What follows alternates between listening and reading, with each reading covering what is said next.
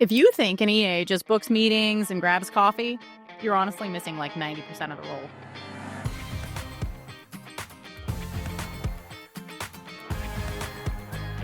I'm Jen from The Kick Assistant, and today we're breaking down what a strategic EA actually does all day long. So you can stop micromanaging the small stuff and start scaling what matters. Let's talk about how the right EA becomes the operator behind your best work. So to dig into this myth of the old school calendar management versus today's strategic business partner, I want to go back a little bit and think about the way that assistants are viewed, because it really all started with the way that us as assistants were thought of back in like as far back as like the 1950s. So think about like circa Mad Men time, right? Like you look at it and you think of like the secretarial pool where we answer phones and we schedule appointments, and that's about as far as it goes. And realistically, most people still think that's most of what an assistant does. And I mean, to be fair, we still manage, calendars. We still take calls. We still organize travel. Like those things are still true. But we do so much more beyond that also. At this point, it's like we also prep and run meetings. So we make sure that you're set up for success, that we do the research to ensure that you have everything you need to go into that meeting professionally and prepared, right? We run the meetings. We make sure that we stay on agenda. We stay on time. We stay focused where we're supposed to be. We go through lead follow-ups to make sure that, things are caught up with, that we, are circling back with clients when we need to, and we're getting all the information from them and to them that they need. We manage projects and ensure that everything is taken all the way through from beginning to end. We protect your time and make sure that you're where you're supposed to be when you're supposed to be there, that you're focused on the right things. We dig in and do research on any topics. I mean, I can't tell you how many times throughout my career I was told, hey, Jen, I need you to go back and learn about a new software that we're thinking about changing. Maybe it's like you're thinking about changing to a different CRM. I could go through and I could do the research about all the different ones that exist and show you which ones might be better. Hiring support, going through and really helping onboard people, whether it's even as far as like, interviewing people, vetting people, going through and digging in and learning about candidates and why they might be a good fit, training people. I'm a big believer in the idea that like literally I've had jobs where it's like every single part of a company I've worked in different, whether it's in, support, in sales, in marketing, I've done little bits of all of it. So if I can go through and learn all those things, that means that now I have a little bit of knowledge about it that I could bring somebody in and teach them the basics so that they can get rolling into the new job.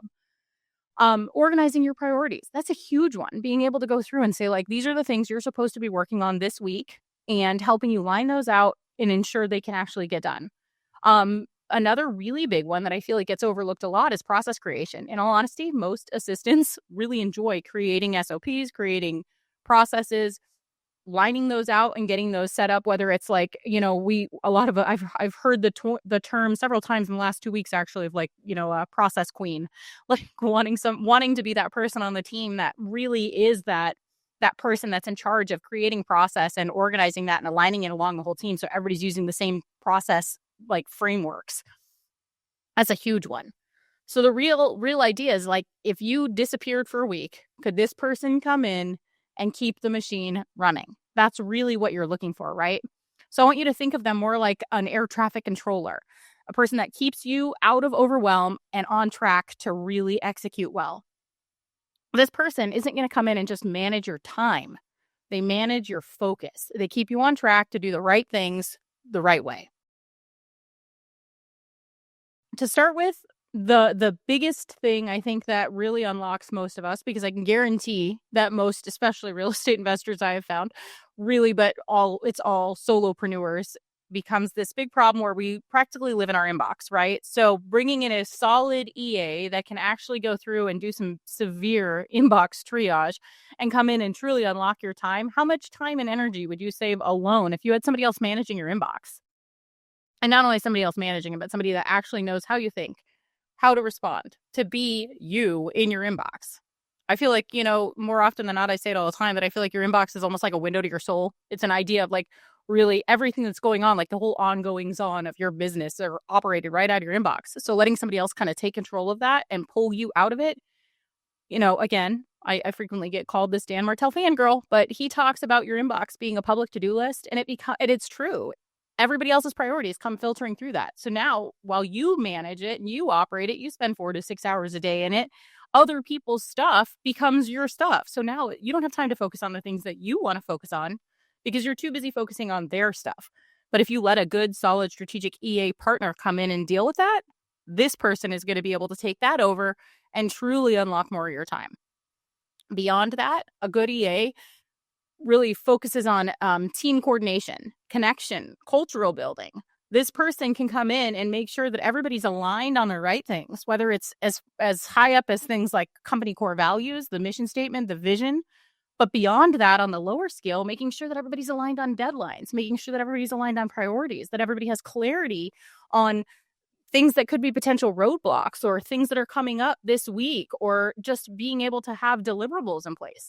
Also, a solid EA really can help you with lead follow-ups. And that doesn't mean, like being like a cold caller and being a person that comes in and is like your sales manager and doing all of that, but actually making sure that your leads are being touched all the time, to make sure that these people are being followed up with, that these people feel cared about, that these people are being nurtured and taken care of.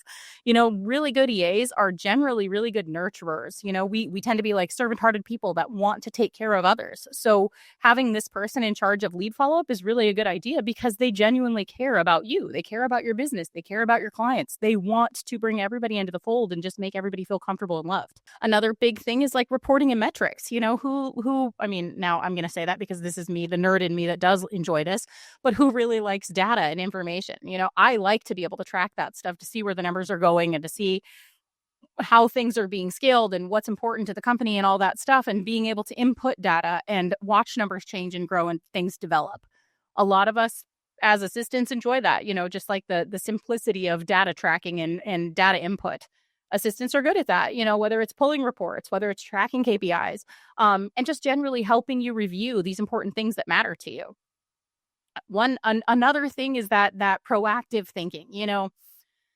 I was talking to Ashley on my team this week, and she was talking about how the difference between working with a company as their assistant for a person that really has no understanding of working with a reactive EA versus working with a proactive EA. She's working for this company and she's so excited about this idea that they see her truly like stepping into this idea. They've never had a proactive assistant on their team before. So having her come in and be actually able to really show them what the difference is between somebody who just reacts to everything that's happening and just takes things on as they come versus actually like kind of taking that charge and stepping into it is a totally different game. So having that person that's really a proactive thinker to be able to come in and recognize these problems before they're problems, to recognize the turn of events before they happen, to know what you're going to need, to be able to say like, oh, I know that if we're going to go to lunch here, this is what he's going to order, as far as to say like, I know that when a new client comes in, it's always nice to have whatever it is, like being aware of these things before they happen, to know that they're coming is huge and will greatly impact and unlock your business. There are so many different things that I have seen with assistants and their execs really setting them up for failure. They come back to me, the executives frequently come back to me and say, before we've worked together, they'll come to me and tell me there are problems with why their assistant isn't working. And there are just so many things that I can almost pinpoint right away as to why these are problems. But one of the biggest things that I see as the biggest issue is this lack of ownership that people, like the lack of empowerment that executives are giving their assistants. Now, the thing really comes down to this idea that you assign tasks, but not really helping them understand the importance of the outcome or areas of ownership around it, right? So you just say like, hey, I need you to do this thing, but really not letting them see the full scope, not letting them understand why this thing is important to you, why this thing is important to the company, just that it needs to be done. This could go as far as like assigning and I use this example a lot because this happened to me, but assigning something as simple as an org chart. Like, hey, we really need to get a new company org chart. Now, if you just say, hey, we need a company org chart, but you don't explain the why behind that need to the assistant, it may not feel as important. It may not feel as relevant. They may not understand the need. Like, is it super important? Is it a big priority? Is that something that's like, I could put it at the bottom of my list and do it in 6 months? Like, what's the need here? Why is this something that's super important right now? Helping them understand that will greatly change the deliverable, the way that they approach it, how they handle it, and how they just deal with any kind of problems or situations. So I always push for more empowerment and more opportunity for ownership with everything that whether it's to your assistant or anybody on your team. In all honesty, just the more opportunity you have to empower people underneath you, the more effective everything is going to be. The problem here is that it actually sets them up more to be in that reaction mode, because the less power you give them, the less like uplifting and ownership, all of those things create loyalty, right? So the more that you dig in with the people to give them that sense of empowerment, that sense of ownership, the more proactive you're going to let them be, because they're going to recognize like, hey, he lets me solve problems. He lets me dig into this. But if they don't feel like you're going to let them take that next step without you, they're never going to try, because they're always going to think like, oh, he's always going to hold me back. And so somewhere in their minds, it's like you're cutting their legs out from underneath them before they've had that chance to be that true strategic partner you're looking at growing and building. So one big thing that I can tell you really, really limits things and really is like just so detrimental to this relationship is skipping check-ins with your assistants. Like time and time again, I can guarantee you anytime, like literally probably 90% of the time that somebody comes to me and tells me it's not working with their assistant, I ask them the question, how often are you meeting? Almost always it's like we don't really have a solid cadence around that. I'm working with a client right now that literally like they've been together for a really long time and they're telling me that they have no specific cadence to how often they've been meeting and they don't understand why their relationship isn't working. That's the reason right there. You need to make sure that time you schedule weekly check-ins with your assistant, probably twice a week. I believe in this idea of like bookending. So you start the week and end the week together. That needs to be happening. That needs to be a priority and almost treated like sacred time. That time is not time where you think, gee, I don't have anything to talk to her about this week, so we'll just go ahead and cancel it. It can't be that way. It needs to be, she probably has things, whether you do or not, she probably has things she needs to go over with you. So make sure that once that's on the calendar, unless you're sick or traveling, those meetings always happen. And even then, there's ways around that too to make sure that you're still getting the information you need from each other. Ensure that time is treated as sacred. This relationship is huge for the way that your business can grow and scale, but only if you treat it as equally as important. If you're treating this relationship as somebody that's like a lowly peon that just is your gopher that does things for you, that's how the relationship will pan out. But if you treat it like a true strategic partner, it will change everything. Add them into planning conversations, add them into executive meetings, have them around as much as possible. The more they know, the more they can impact and do. Stop micromanaging them and ensure that they have the ability to make choices, to make decisions. Give them the liberty, whether it's, you can do things like, we do a lot of that 10-80-10 where, they come with you bring them the first 10% and then they get to go run for 80% of the project and come back to you to help with the last 10%. Or, they get to do the 1-3-1 where they come in with, one problem, but they bring you 3 solutions and together you come up with that final answer. Those things give them nothing but empowerment to let them know that they have this ability to jump in, to solve problems, and to work through things without you holding their hand the whole time. That's how you're going to empower them. That's how you're going to develop them to be this partner that you really want to have on hand to really lift you up instead of you having to pull them along behind you. Okay, so there are several things right now that if you're not already doing with your assistant will completely change the game and the way that you operate on the daily. The first thing that I would strongly suggest is setting up a weekly meeting cadence with your assistant. Now, this one is big because it gives you this opportunity to check in with them at the start of the week. So I generally like to call it like a bookend meeting. So we do like Mondays and Fridays so you can start and end the week strong. Where Monday, you have this planning meeting where you guys go through and you talk about what we're going to do this week. You make sure that things that you have planned actually land on your calendar, that, you have alignment and clarity around the expectation for the week, that you both just know what's supposed to happen, right?